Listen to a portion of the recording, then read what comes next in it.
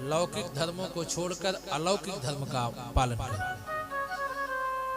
धर्म दो हैं, संसार की सेवा करना लौकिक धर्म है और संसार की सेवा छोड़ करके भगवान की सेवा करना यह अलौकिक धर्म है। कहते हैं यही करो। धर्मम भजस्व सततम त्यजलोक धर्मान, साधु पुरुषों की सेवा करो। साधु कौन है? साधु किसे कहा जाता है? साधु आपने बचपन में पढ़ा होगा, साधु ऐसा चाहिए। कैसा? साधु ऐसा चाहिए जैसा सूप सुहाए, सार सार को गही रहे थोथा दे जोड़ा। साधु ऐसा जो सार वस्तुओं को ही ग्रहण करता है।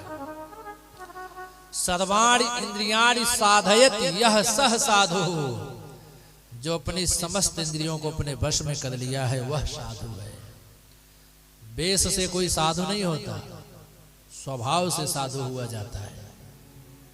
वेश को साधु वाला बना लो और साधु का वेश बना करके सीता हरण कर लो, ये साधुता थोड़ी है ना? साधु के वेश में नाना प्रकार की बुराइयां करो, ये साधुता नहीं है। पर कार्यम साधनोत यह सह साधु, जो दूसरों के कार्यों को सिद्ध कर देता है उसे साधु कर। ऐसे पुरुषों की सेवा करो, कामनाओं का त्याग करो। अन्य से दोष गुण, किसी में क्या दोष है क्या गुण है दोनों छोड़ दो, भगवान के चरणों की सेवा करो, पिताजी कल्याण हो जाएगा। अपने पुत्र की बात मान करके आत्मदेव भी वन में चले गए, गोकर्ण जी तीर्थ यात्रा पर चले गए। अभी ये जो धुंधकारी है, अब इसकी खल की पद्धति और भी विशाल होने लगी। खल का अर्थ ही होता है बड़ा अजीब। खल जानते हैं? खल किसे कहा जाता है? खल खल खल माने दुष्ट। एक महात्मा जी बोले नहीं नहीं, इतना ही नहीं, खा से खाए ला से लड़े जो उसे कहते हैं खल। जिसका केवल दो काम है, खाना और लड़ना। एक महात्मा जी बोले नहीं नहीं, अगर ऐसे ही अर्थ करना है तो ऐसे नहीं, ऐसे करो। कैसे? जिसका खाते हैं उसी से जो लड़ते हैं उसे कहते हैं खल।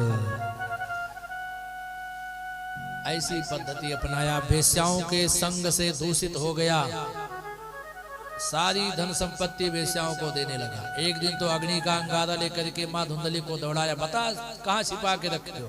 बेचारी भागी, रात का समय देखी नहीं, अंधेरी कुएं में गिरी समाप्त हो गई। वेश्याओं को लाके घर में रख दिया।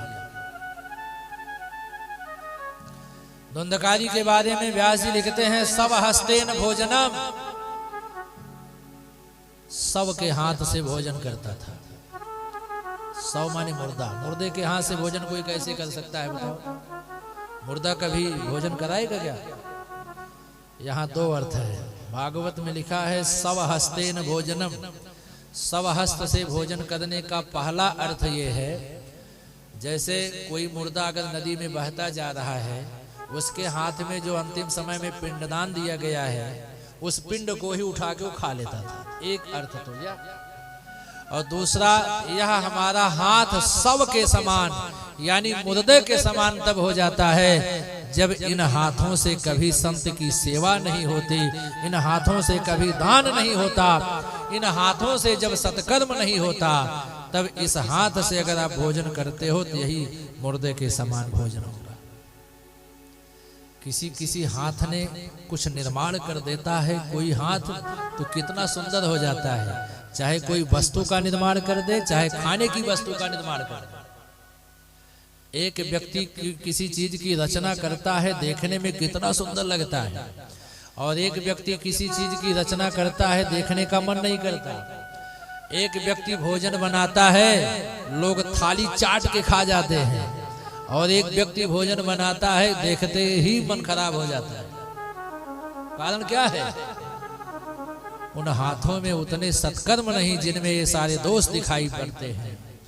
जिन हाथों ने अच्छे सत्कर्म किए होते हैं, उन्हीं हाथों का परिणाम सामने अच्छा होता है। इसलिए कहा सब हस्तेन भोजनम,